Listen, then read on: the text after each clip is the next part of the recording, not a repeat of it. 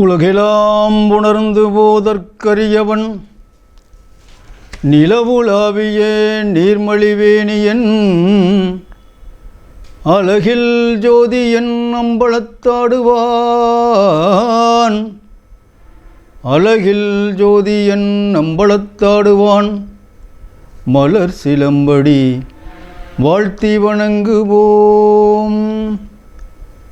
தடக்கை ஐந்துடை தாழ்செவி நீள்முடி கடக்களிற்றை கருத்துள் இருத்துவாம். திருச்சிற்றம்பலம். திருச்சிற்றம்பலம். அன்பான மெய்யன்பர்களே, சென்ற வாரத்திலே சண்டேஸ்வர நாயனாரை பற்றி கதைகள்லாம் கேட்டோம். இந்த வாரத்திலே குளச்சிறை நாயனார் அவருடைய கதைகளை இந்த வாரம் கேட்கப் போகின்றோம். நீண்ட நெடுங்காலமாக புகழ்பெற்று விளங்குகின்ற பாண்டிய நாட்டிலே மணமேற்குடி என்கின்ற ஒரு ஊரிலே, அந்த ஊரில் பார்த்திங்கன்னா நெற்பயிர் நிறைந்த வயல்கள் நிறைந்த வரப்புகள் நிறைந்த பல்வேறு வளங்களை நிறைந்த அந்த பாண்டிய நாடு, கமுக மரங்கள் புறம்புகளையும் கொண்ட வளமை மிகுந்த ஊராகும். அந்த ஊரிலே குளச்சிறையார் என்ற ஒரு பெரியவர் வாழ்ந்து வந்தார். அவர் சுந்தரமூர்த்தி நாயனாருடைய பக்தன் என்று சொல்லலாம். திருத்தண்டத்துகையிலே பெருநம்பி என்று பாராட்ட பெற்று புகழ் பெற்றவர். சிவனடியார்களுக்கு திருத்தொண்டு செய்வதிலே அவர்கள் மிகுந்த திடமாக நம்பிக்கையோடு, அதாவது 4 வகையான மனிதர்கள் வருவார்கள். சிவனடியார்கள்னால் எல்லாருக்கும் ஒரே மனசு இருக்காது. ஒரு சிவனடியார் கொஞ்சம் வீர தீர பராக்கமாக வருவார், ஒரு சிவனடியார் சாந்தமாக வருவார், இப்படியெல்லாம் இருக்கும். 4 வகையான சிவனடியார்களையும் சிவனடியார்களுக்கு தொண்டு செய்வதிலே முன் சொன்னதைப் போல அவர் மிகவும் சிறப்பு பெற்றவர். இப்படியாக சிவத்தொண்டு செய்து வாழ்ந்து வருகின்ற அவராகப்பட்டவர் பாண்டிய நாட்டிலே முதலமைச்சர் பொறுப்பு வகித்தார். முதலமைச்சர் பொறுப்பு வகித்து அரசருக்காக பல்வேறு விதமான அரச காரியங்கள் அவர் தொடர்ந்து செய்து வந்தார். ஒரு அரசர்னு சொன்னால், முதலமைச்சர்னு சொன்னால் எத்தனை விதமான சூழ்நிலை வரும்னு நமக்கெல்லாம் தெரியும். அத்தனை விஷயத்திலும் மன்னனுக்கு, பாண்டிய மன்னருக்கு மிக துணையாக உறுதியாக இருந்தார். மட்டுமல்ல, அவர் சிவபக்தராகையினாலே அந்த முதலமைச்சர் பதவியிலே அரசருக்கோ ஏதோ ஒரு போர் சூழ்நிலை கொஞ்சம் சங்கடம் வரும் பொழுது அவர் பாடுவார் பாருங்க, அந்த சிவநாமத்தை சிறப்பாக பாடுவார். அவர் சிவன் மேலே மிகுந்த காதல் கொண்டவர் அப்படி சொல்லுவாங்க. இந்த காதலுங்கிற வார்த்தைக்கு பலவிதமான அர்த்தம் இருக்குது. இறைவன் மேல் அன்பு அபரிவிதமான செலுத்தினால் அது காதல். அந்த வகையில் பாடுறார் பாருங்க. காதலாகி கசிந்து கண்ணீர் மல்கி ஓதுவார் தம்மை நன்னெறி குய்ப்பது வேதம் 4 மெய்ப்பொருளாவது நாதன் நாமம் நமச்சிவாயவே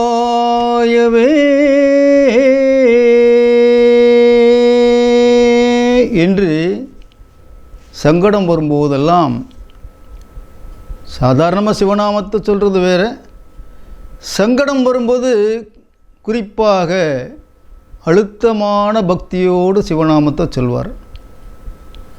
அப்படிப்பட்ட குலச்சிறை நாயனார். சிவனடியார்கள் சமயத்தில் ஒருவர் இருவர் வருவார்.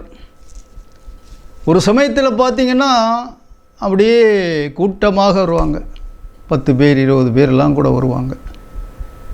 எத்தனை பேர் வந்தாலும் சற்றும் சளைக்காமல் அவர்களோடு அன்பாக பண்பாக பேசி அவருடைய தேவை அறிந்து மிக சிறப்பான வகையிலே பணிவிடை செய்து அமுது படைப்பார். அப்படிப்பட்ட சிறப்பானதொரு நாயனார்.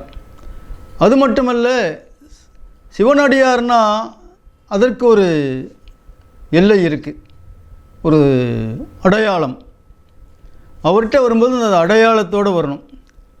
விபூதி பொதுவாக அணிந்திருப்பாங்க, ஆனால் சிறப்பாக அணிந்திருக்க வேண்டும். சிறப்பானதொரு உத்ராட்சம் அணிய வேண்டும். கோவணத்தோடு வர வேண்டும். இப்படி அவருடைய ஒரு இது.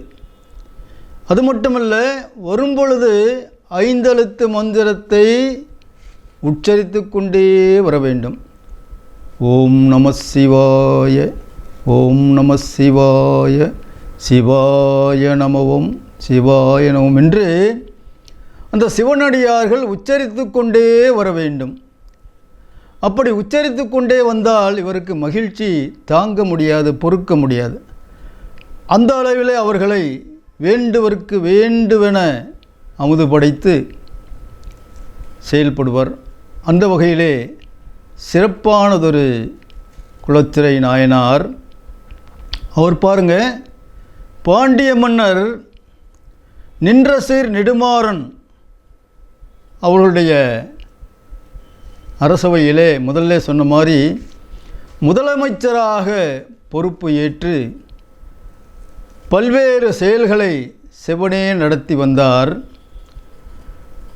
அதே நேரத்தில் அந்த சிவநாமத்திலே சிவநெறியிலே அவர் முதலமைச்சராக இருந்தாலும் சிவநெறியிலே குறிக்கோள் தவறாத ஒரு நாயனாராக குலச்சிறை நாயனார் இருந்து வந்தார். அதே போன்று பாண்டிய மன்னனின் மனைவியாராகிய மங்கையர்க்கரசி, அந்த மங்கையர்க்கரசி அம்மாவுக்கு மெய்த்தொண்டராக அவர்கள் எந்த வகையிலே தொண்டு செய்யணும்னு நினைக்கிறாங்களோ அந்த அம்மா நினைக்கிற காரியம் ஒரு செயலாலே செய்து விடுவார்.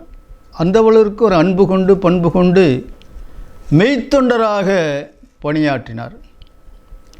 அது மட்டுமல்ல, சமணர்களின் பொய்மை நெறி ஒளியும் தென்னாட்டிலே சைவம் தலைத்தோங்க திருஞான சம்பந்த சுவாமிகளுடைய பொன்னடிகளை அவர் போற்றி மகிழ்ந்து சிறப்படைவார். ஏன்னா சமணர்கள் மத்தியிலே அனல்வாதம் புனல்வாதெல்லாம் சிறப்பாக நடத்தியது அப்பர் சுவாமிகளும் சுந்தரமூர்த்தி நாயனாரும் தான்.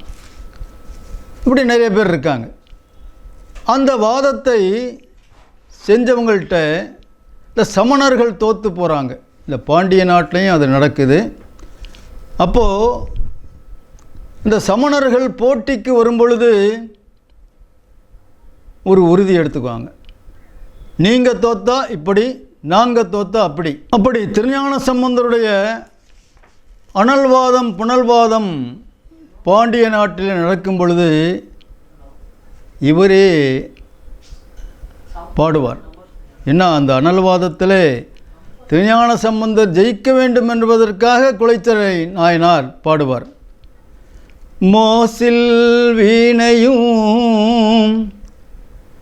மாலை மதியமும் வீசு தென்றலும் வீங்கில வேனிலும்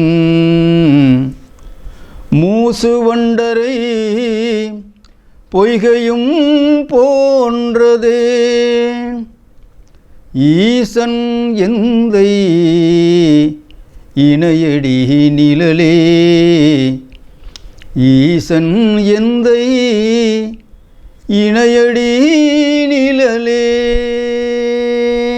இப்படி திருஞான சம்பந்தர் சமணர்கள்ட்டே ஜெயிக்க வேண்டும் என்று இவர் பாடுவார். அப்படிப்பட்ட அன்பு, அப்படிப்பட்ட பாசம், அதுபோன்ற பக்தி குலச்சிறை நாயனார். ஆகையினாலே சமணர்கள் தோல்வியுற்றார்கள். தோல்வியுற்றவுடனே கழுமரத்திலே ஏற்றுவது. எண்ணற்ற சமணர்களை இந்த வெண்கழுமரம்னு சொல்லுவாங்க. அந்த காலத்தில் அது ஒரு தண்டனை. இந்த வெண்கழுமரத்தை எல்லாம் தோல்வியுற்ற அந்த சமணர்கள், சமண குருமார்கள் இந்த கழுமரத்தில் ஏற்றுகின்ற ஒரு சேவை, அது சேவைன்னு கூட சொல்ல முடியாது, அதை கம்பீரமாக, திடமாக, நம்பிக்கையாக, சைவத்தின் மீதுள்ள பக்தியாக அதை கடைப்பிடிப்பார். இவருடைய சேவையை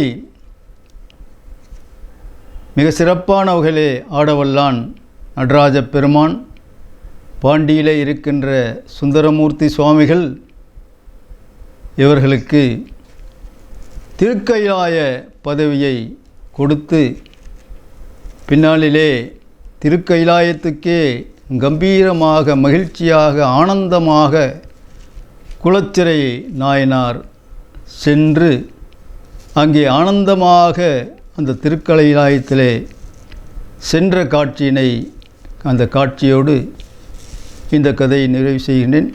திருச்சிற்றம்பலம், திருச்சிற்றம்பலம். அனைவருக்கும் வணக்கம். வான்முகில் வளாது பெய்க, மதிவளம் சுரக்க மன்னன், கோன்முறை அரசு செய்க, குறைவிலாதுயிர்கள் வாழ்க, நான்மறை அறங்கள் ஓங்க, நற்றவம் வேள்வி மல்க, மேன்மைக்குள் செய்வ நீதி விளங்குக உலகம் எல்லாம். அனைவருக்கும் வணக்கம். அடுத்த வாரத்திலே மீண்டும் ஒரு சிவனடியார்களுடைய கதையிலே சந்திப்போம். அனைவருக்கும் வணக்கம். இந்த சொற்பொழிவாகப்பட்டது தொடர்ந்து பார்த்தால் பார்க்கின்ற அனைவருக்குமே பலன் கிடைக்கும் மட்டுமல்ல, அதை முழுமையாக பார்க்க வேண்டும், பக்திபூர்வமாக பார்க்க வேண்டும். தங்களுக்கு நேரம் கிடைக்கின்ற நேரத்திலே பார்த்து தாங்களும் பயனடைய வேண்டுமாய் அன்போடு கேட்டுக்கொள்கிறேன். நன்றி, வணக்கம்.